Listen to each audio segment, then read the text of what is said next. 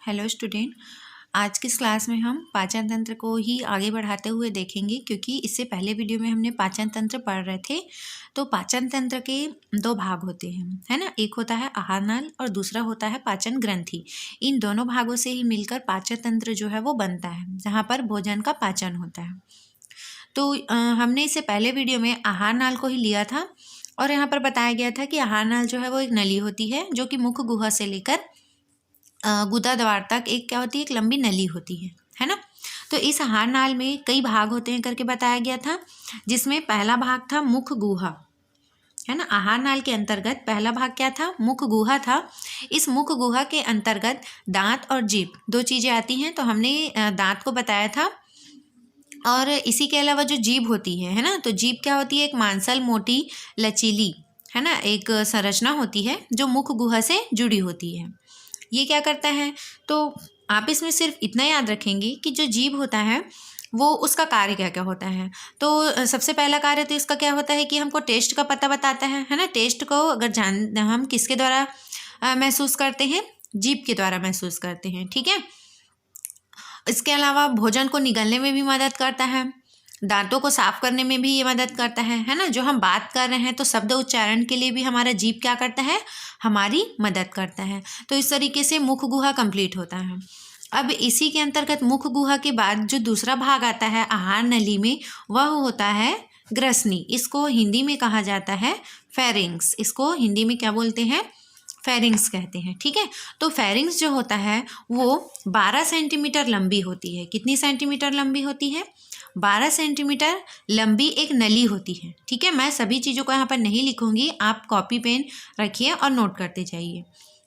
तो जो ग्रसनी या फेरिंग्स होती है वो 12 सेंटीमीटर क्या होती है, एक लंबी नली होती है, जो कि 3 भागों में डिवाइड होता है, ठीक है। जो फेरिंग्स है वो 3 भागों में डिवाइड होता है। और इसका जो तीसरा भाग होता है ना, जिसको ग्रसिका कहते हैं, वो डायरेक्ट जाकर ग्रास नली में खुलता है ना। तो इसमें 3 कौन कौन से भाग होते हैं उसको यहाँ पर देखते हैं। जो फेरिंग्स है वो 3 भागों से मिलकर बना होता है। एक तो होता है नासोफेरिंग्स, ठीक है। ये जो है नासोफेरिंग्स, ये श्वसन संबंधित होता है ना। जो हमारे नाक और मुख दोनों, यहाँ शुरू में स्टार्टिंग में तो अलग अलग नली होती है, लेकिन वो अंदर जाने के बाद वो एक में हो जाती है ना। तो वहाँ पर नासोफेरिंग्स उपस्थित होता है। इसी तरीके से इसका जो दूसरा भाग है वो कहलाता है आरोफेरिंग्स। क्या कहलाता है ये, आरोफेरिंग्स कहलाता है। ये जो आरोफेरिंग्स होता है वो जो हमारे तालू होते हैं, है ना, उसके नीचे ये उपस्थित होते हैं। इसके अलावा इसका जो तीसरा भाग है वह है लैरिंगोफेरिंग्स, जो कि हमारे स्वर में मदद करता है। जो हम बात कर रहे हैं तो हमारे गले में, है ना, एक स्वर यंत्र होता है, एक बॉक्स होता है, ठीक है। तो वहाँ पर लैरिंगोफेरिंग्स उपस्थित होता है, जिसको इसका संबंध जो है वो लैरिंग्स से होता है। तो ये क्या करता है, मुख गुहा। मुख गुहा के बाद का जो भाग रहता है वो ग्रसनी कहलाता है।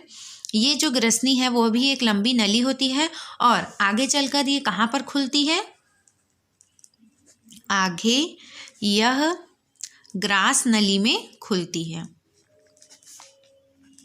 ठीक है। आगे चलकर अगला भाग क्या आता है, ग्रास नली। तो इसका तीसरा भाग हो जाएगा ग्रास नली।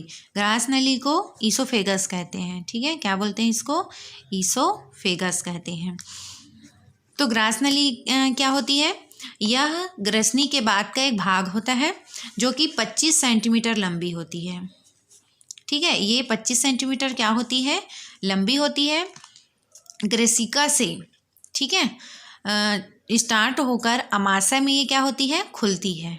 तो इसका ऊपरी सिरा क्या होता है, ग्रसनी होता है, और ये लास्ट इसका कहाँ होता है, अमाशय में जाकर ये खुलती है। मतलब भोजन को ग्रसनी से अमाशय में ले जाने का ये क्या करती है, काम करती है, क्योंकि उनके दोनों के बीच का भाग यही होता है।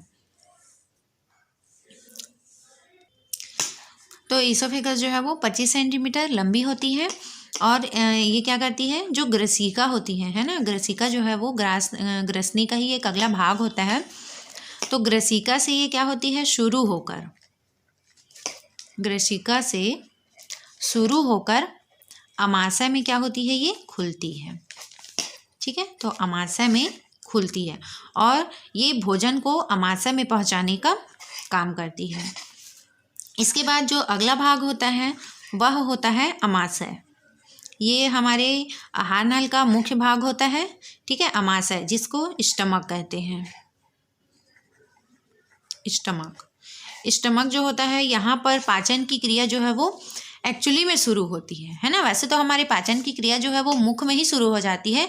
जो हमारे लार पाए जाते हैं, है ना, लार ग्रंथि होती है हमारे मुख में, वहीं से ही कार्बोहाइड्रेट जो हमारे भोजन में उपस्थित होते हैं उसका पाचन तो वहीं से शुरू हो जाता है। लेकिन यदि हम पूरे भोजन के अगर पाचन की बात करेंगे तो उसका स्टार्टिंग कहाँ से होता है? अमाशय से ही होता है, ठीक है। तो ये जो रहता है वो डायफ्राम के नीचे जेड आकार का होता है। जो हमारी पसलियाँ होती हैं उसके नीचे क्या होती है? उपस्थित होती है। तो हम यहाँ पर लिख सकते हैं जो हमारी पसलियों के नीचे का जो भाग है उसको डायफ्राम कहते हैं। तो डायफ्राम के कहाँ पर? ठीक नीचे। और ये किस आकार का होता है? जेड आकार का होता है, ठीक है। जैसे कि आप इस डायग्राम में देख सकते हैं कि जो पाचन, ये पूरे पाचन तंत्र का क्या है? एक स्ट्रक्चर है, जहाँ पर आप स्टार्टिंग से देख सकते हैं कि मुख गुहा से लेकर एक नली जो गई है वो ग्रसनी से इस ग्रास नली से होते हुए अमाशय में आ रही है, ठीक है। अमाशय जो लिखा हुआ है आप देख सकते हैं, ये एक जेड के आकार का बना हुआ है, जहाँ पर क्या होता है? जो भोजन रहती है ना, उसका पाचन की क्रिया यहीं से शुरू होता है। और इसी अमाशय में इसकी जो दीवारें होती हैं वहाँ पर जठर ग्रंथि पाई जाती हैं, जो कि गैस्ट्रिक रस का क्या करती है? या जठर रस का सिक्रेशन करती है, जिससे HCl, रेनिन और पेप्सिन, म्यूसिन, ये सभी क्या होते हैं? वहाँ पर पदार्थ जो है वो सिक्रेट होते हैं, जो कि हमारे भोजन को पचाने में मदद करते हैं और उनको सड़ने से भी बचाते हैं, ठीक है। तो आप इस इमेज में अच्छी तरीक़े से इसको समझ सकते हैं। चलिए, तो हम आगे यहाँ पर देखते हैं कि डायफ्राम के नीचे उपस्थित होता है और जेड के आकार का होता है, ठीक है। इसकी जो लंबाई होती है वो 30 सेंटीमीटर होती है, लेकिन एक्चुअली में क्या है, ये मूड़ी होती है, इसीलिए इसकी लंबाई जो है वो ज़्यादा दिखाई नहीं देती। लेकिन अगर उसको सीधा करके रखा जाए तो 30 सेंटीमीटर लंबी ये हो सकती है। और ये जो रहता है वो उदर गुहा, है ना, हमारा जो एब्डोमिनल पार्ट है, क्योंकि अमाशय जो है वो हमारे एब्डोमिनल पार्ट में ही है, तो उदर गुहा के कौन से साइड में है? ये बाएं साइड में होता है, ठीक है, बाएं साइड में प्रेजेंट होता है। क्वेश्चन ये भी आता है कि अमाशय हमारे दाएं साइड में होता है या बाएं साइड में होता है? तो आपको हमेशा याद रखना है कि जो अमाशय है वो हमारे बाएं साइड में ही उपस्थित होता है, ठीक है। और ये आगे चल कर ये कहाँ खुलता है? तो ये छोटी आंत में खुलती है, ठीक है। वहाँ पर अमाशय में भोजन का पाचन होता है, तो वहाँ पर बहुत सारे ग्रंथियाँ होती हैं, जिससे बहुत सारे जो जूस है या रस है उसका सिक्रेशन होता है और वहाँ पर भोजन का पाचन होता है। फिर वहाँ पर भोजन आगे जाकर कहाँ पहुँचती है? छोटी आंत में पहुँचती है। तो यहाँ पर जो अमाशय है उसकी दीवार में, अमाशय की दीवार में क्या पाया जाता है? अनेक ग्रंथियाँ होती हैं, ठीक है। क्या होती हैं? अनेक ग्रंथियाँ होती हैं, जिसे क्या कहा जाता है? जठर नाम होता है ना। क्वेश्चन इससे भी बनता है कि जो जठर ग्रंथि है वो कहाँ पर पाया जाता है? तो जठर ग्रंथि जो है वो हमारे अमाशय में पाया जाता है। और ये जो जठर ग्रंथि होती है वो जठर रस का सिक्रेशन करती है या स्त्राव करती है, ठीक है। इसको क्या कहा जाता है? गैस्ट्रिक, ठीक है। जठर जो है वो गैस्ट्रिक है और जठर रस यानी कि गैस्ट्रिक जूस, इसका ये क्या करती है? सिक्रेशन करती है। तो इस जठर रस में क्या क्या उपस्थित होता है? इस जठर रस में HCl जो भोजन को सड़ाने से बचाता है ना। इसके अलावा वहाँ पर रेनिन भी सिक्रेट होता है। रेनिन के अलावा पेप्सिन, ये सभी पदार्थ इस रस में उपस्थित होते हैं। इसके अलावा म्यूसिन, ठीक है। तो ये सभी पदार्थ जो होते हैं वो भोजन के साथ मिलकर, ठीक है, भोजन को क्या बना देते हैं? एक लुगदी बना देते हैं, ठीक है। क्या करते हैं? ये भोजन को लुगदी बना देते हैं, लुगदी फॉर्म में बना देते हैं।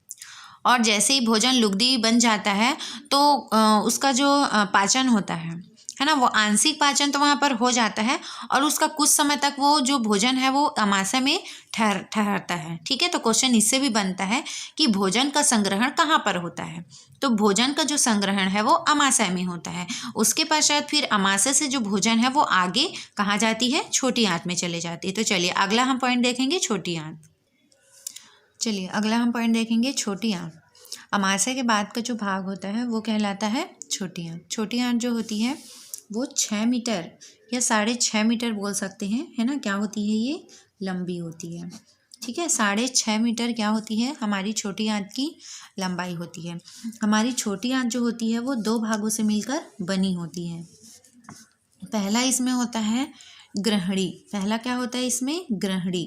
ठीक है, इसको बोला जाता है डियोडीनम।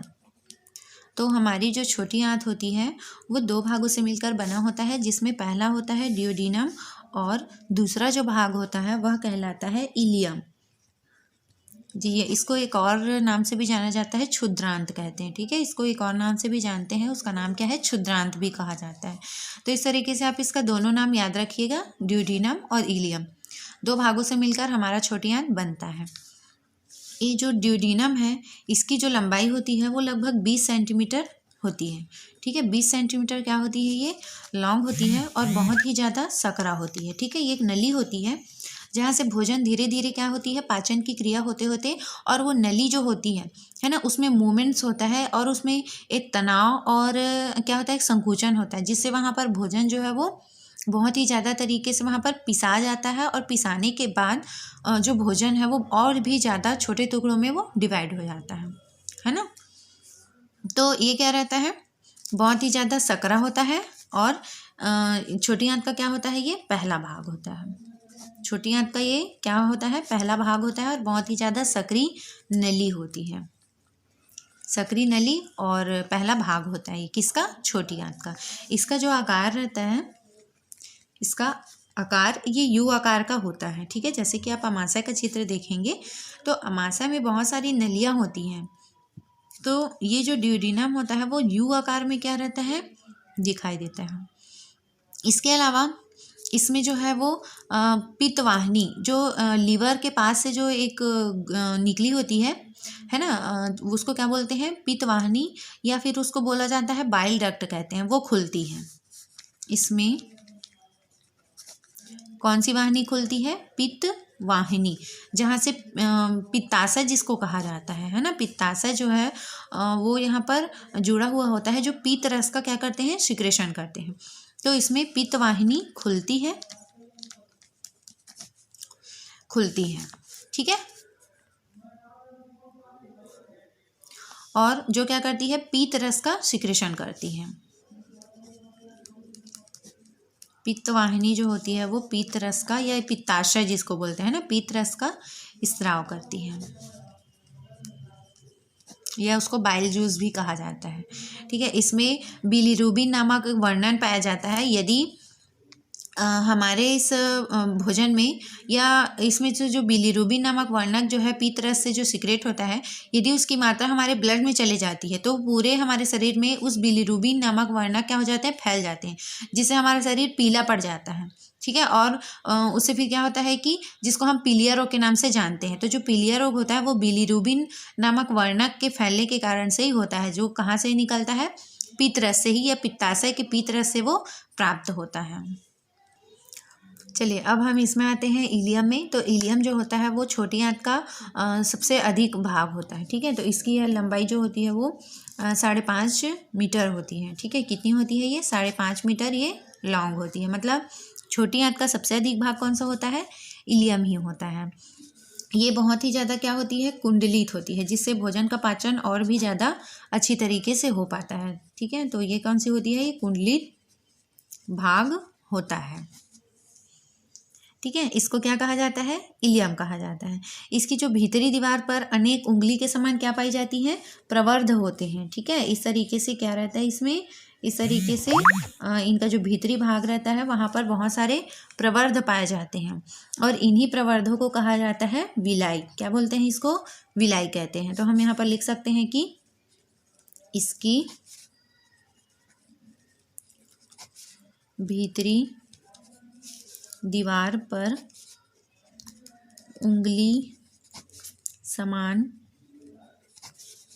प्रवर्ध पाए जाते हैं। ठीक है, और उन प्रवर्धों को क्या बोलते हैं? विलाई कहते हैं। यहाँ पर क्या होती है? अवशोषण। ठीक है, जो भी पाचन की क्रिया होती है तो इनकी जो दीवारें होती हैं ये भोजन का पाचन करने के साथ साथ क्या करती है? उनके अवशोषण को बढ़ाते हैं, ताकि जो भोजन में जो भी पदार्थ हैं, जो भी आवश्यक पदार्थ हैं जो हमारे शरीर के लिए आवश्यक होते हैं, उनका अवशोषण कर लिया जाता है। किनके द्वारा? इन दीवारों के द्वारा। तो यहाँ पर हम लिख लेंगे कि यहाँ भोजन का अवशोषण बढ़ता है ना, क्योंकि एक्चुअली में जो भोजन का अवशोषण होता है वो बड़ी आंत में सबसे अधिक होता है, लेकिन ये क्या करते हैं? उस अवशोषण को बढ़ाने का काम करते हैं, है ना। मतलब कुछ अवशोषण जो है वो यहीं पर ही शुरू हो जाते हैं। अब इसके बाद यहाँ से फिर भोजन कहाँ जाता है? छोटी आंत से। छोटी आंत से वो जो भोजन है वो अगला भाग है बड़ी आंत। वहाँ पर जाकर वो जो भी और भी जो कुछ आवश्यक तत्व होते हैं जो कि अवशोषण नहीं हुए पाए रहते हैं, वो बड़ी आंत में आने के बाद वहाँ पर उनका पूरी तरीके से अवशोषण हो जाता है। उसके बाद जो भी पदार्थ बचता है वो वेस्ट प्रोडक्ट्स या अपशिष्ट पदार्थ के रूप में मलाशय में जाता है और गुदा द्वार के द्वारा फिर वो क्या हो जाता है? मल के रूप में त्याग दिया जाता है। ठीक है, तो चलिए अब हम देखेंगे छोटी आंत के बाद अगला जो पॉइंट आता है वह है बड़ी आंत। बड़ी आंत जो होती है वो 1.5 मीटर क्या होती है? लंबी होती है। ठीक है, 1.5 मीटर वो क्या होती है? लंबी होती है। इलियम जिस स्थान पर बड़ी आंत से मिलती है तो यहाँ पर एक रचना बनती है जिसको सीकम कहते हैं। ठीक है, क्या बोलते हैं उसको? सीकम कहते हैं। तो इस प्रकार हम देखते हैं कि जिस स्थान पर इलियम है ना बड़ी आंत में खुलती है उस स्थान को क्या बोला जाता है? सीकम कहते हैं। क्वेश्चन यहाँ से भी बनता है कि सीकम क्या होता है? सीकम जो होता है वो इलियम और बड़ी आंत के बीच का हिस्सा होता है, या जॉइंटेड होता है। ठीक है, ये सीकम जो रहता है इसके ऊपरी भाग पर है ना अपेंडिक्स पाए जाते हैं। आपने सुना ही होगा कि हमारा जो पाचन तंत्र है, ठीक है, तो आप डायग्राम में देखते भी हैं कि जो लास्ट में है ना एक छोटा सा नली के समान निकला होता है जिसको हम अपेंडिक्स के नाम से जानते हैं। तो सीकम का जो शीर्ष पर, ठीक है, एक अपेंडिक्स होता है जो कि 7 से 9 सेंटीमीटर लंबी होती है। तो ये मनुष्य का क्या है? अवशेषी अंग है। अवशेषी अंग इसलिए है क्योंकि अब इसका यूज़ नहीं होता। पहले के जो आदि मानव थे वो कच्चे पेड़ पौधों को ही खाते थे बिना पका के, तो वो जो अपेंडिक्स था वो उनके लिए उपयोगी था, है ना। वो सेलुलोज का पाचन करते थे, क्योंकि जो सेलुलोज होता है वो पेड़ पौधों में ही पाया जाता है। तो उस समय क्या रहता था कि वो जो हमारा अभी जो अपेंडिक्स है जिसको हम अवशेषी अंग के रूप में अपने शरीर का मानते हैं, वो पहले यूज़फुल था और सेलुलोज का पाचन करता था। लेकिन अब हम क्या करते हैं? अब हम कच्चा कोई भी पेड़ पौधों को नहीं खाते हैं, अब हम उसको पका कर खाते हैं, जिससे हमारे में सेलुलोज की आवश्यकता ही नहीं होती, या हमारे शरीर में सेलुलोज आता ही नहीं है। तो वो जो अंग है जिसको अपेंडिक्स कहते हैं वो अब हमारे शरीर में कुछ काम का ही नहीं है, इसीलिए उसको अवशेषी अंग माना गया है। ठीक है, तो ये जो सीकम रहता है तो कभी कभी जैसे कि हम कुछ भाजी वगैरह ही खा देते हैं या कुछ कच्चा चीज़ खा देते हैं, जैसे कि आलू का छिलका ही हो गया, तो वो सब क्या है? सेलुलोज के अंतर्गत ही आते हैं। तो उसका जो पाचन है वो सीकम के द्वारा होता है। ठीक है, लेकिन पहले क्या रहता था? एक अपेंडिक्स है जिसको अभी अपेंडिक्स कहते हैं, वो पहले सेलुलोज का पाचन करते थे, लेकिन अब वो अवशेषी अंग के रूप में जाना जाता है। कभी कभी क्या होता है कि वही जो अपेंडिक्स है वो बढ़ जाता है। यहाँ पर हम लिख देते हैं कि सीकम के शीर्ष पर, ठीक है, एक क्या पाया जाता है? अपेंडिक्स होता है।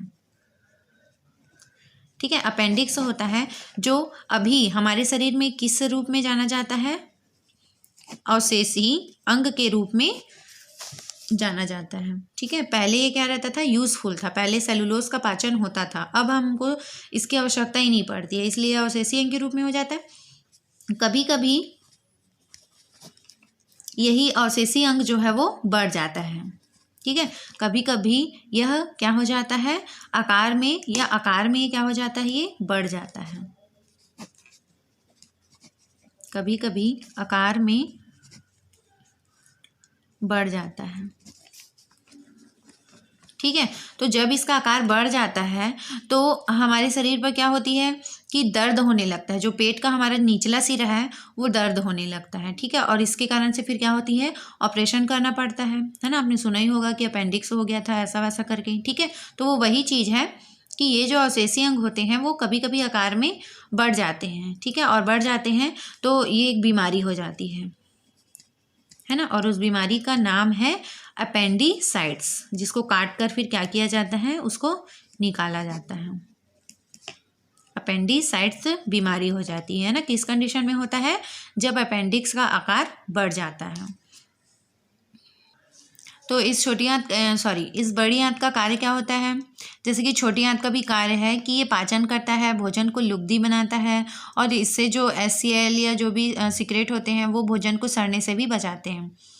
इसके अलावा जो बड़ी आंत होती है ना, तो बड़ी आंत का कार्य क्या क्या होता है। बड़ी आंत जो होती है वो भोजन को है ना बाहर या बहिष्करण करने में ये मदद करती है, क्योंकि बड़ी आंत के बाद जो भोजन रहती है वो हमारे कहाँ जाता है, मलाशय में जाता है या रेक्टम में। उसके बाद फिर वो गुदा द्वार के द्वारा बाहर निकाल दिया जाता है ना। तो इसका कार्य क्या होता है, इसका कार्य होता है भोजन, और भोजन में जो उपस्थित जल होता है ना, उसका ये अवशोषण कर लेता है। अवशोषण करने का काम होता है इसका। और दूसरा जो रहता है भोजन का बहिष्करण, ठीक है। मतलब ये बाहर निकालने में क्या करती है, मदद करती है। भोजन का क्या करती है, ये बहिष्करण करना। तो इस तरीके से ये बड़ी आंत का काम होता है। अब यहाँ से भोजन कहाँ जाएगा, यहाँ से भोजन जाता है रेक्टम में या फिर मलाशय में। तो हम इसका अगला भाग देखेंगे। बड़ी आंत के बाद जो भोजन है वो कहाँ जाएगा, मलाशय में या फिर रेक्टम में जाता है, ठीक है। तो यहाँ पर क्या लिखेंगे हम, यहाँ पर लिखेंगे कि बड़ी आंत से